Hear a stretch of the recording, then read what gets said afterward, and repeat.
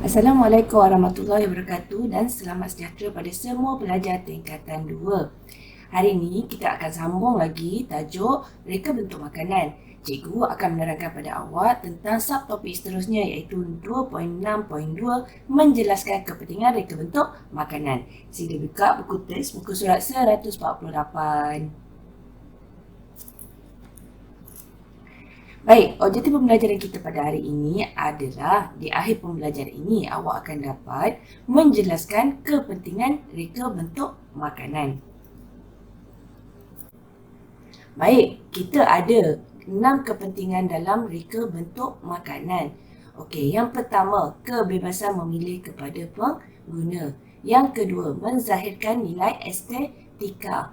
Yang ketiga, melindungi etika sosial. Yang keempat, memberikan faedah kepada pengusaha.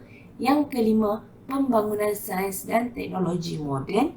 Dan yang keenam, kepelbagaian etika budaya. Cikgu akan bagi penerangan kepada awak setiap satu persatu kepentingan reka bentuk makanan ini.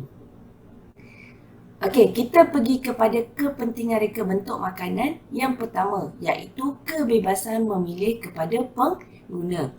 Okey, perubahan citarasa, gaya hidup dan pendapatan pengguna menyebabkan reka bentuk makanan mengalami pelbagai evolusi kreatif mengikut trend masa kini.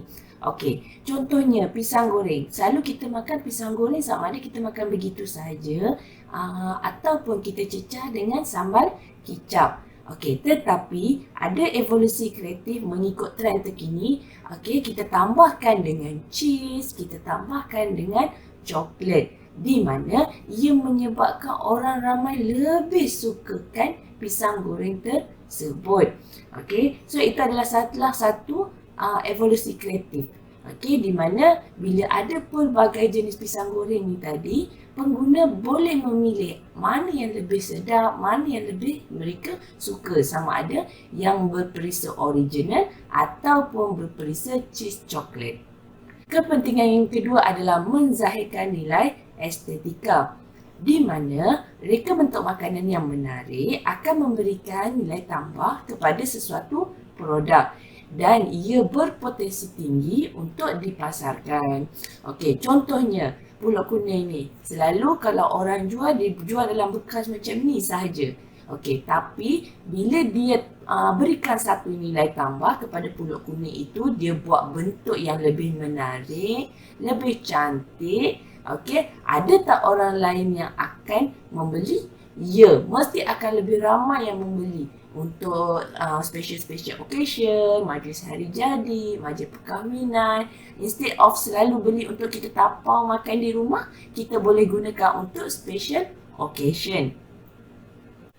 Kepentingan reka bentuk makanan seterusnya adalah melindungi etika sosial, di mana dalam kita menginovasikan produk kita terapkan nilai inovasi dan kreatif pada reka bentuk makanan yang kita ingin hasilkan, kita perlu menitikberatkan etika sosial, di mana reka bentuk makanan yang kita ingin hasilkan itu tak boleh menyentuh sensitiviti kaum dan agama. Okey, sebab kita duduk dalam masyarakat berbilang kaum, kita tak nak menyentuh mana-mana sensitiviti kaum dan juga agama masyarakat.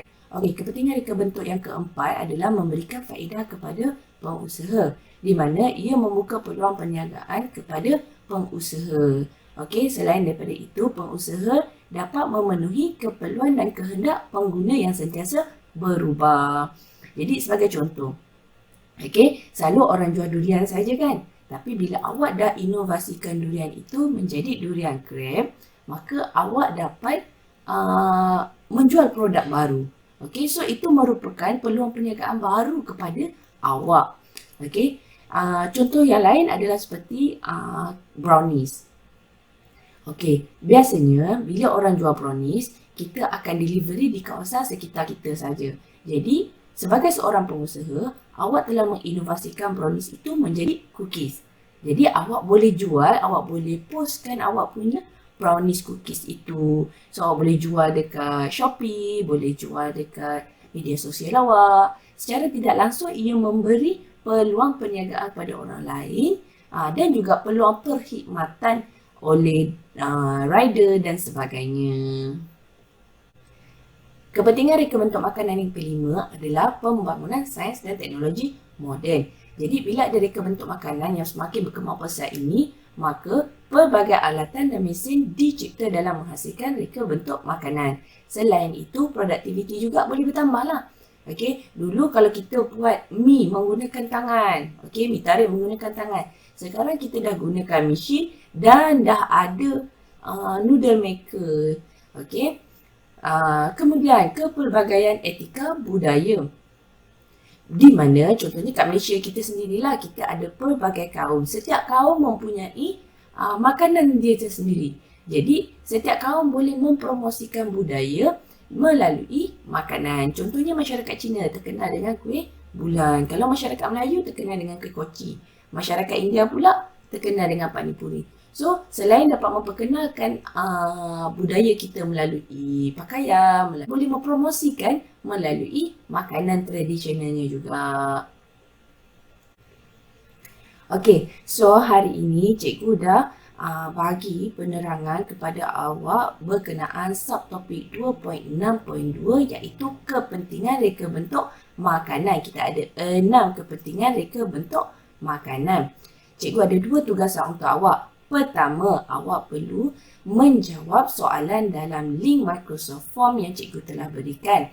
Kehadiran akan diambil berdasarkan jawapan yang awak telah isikan dalam link tersebut.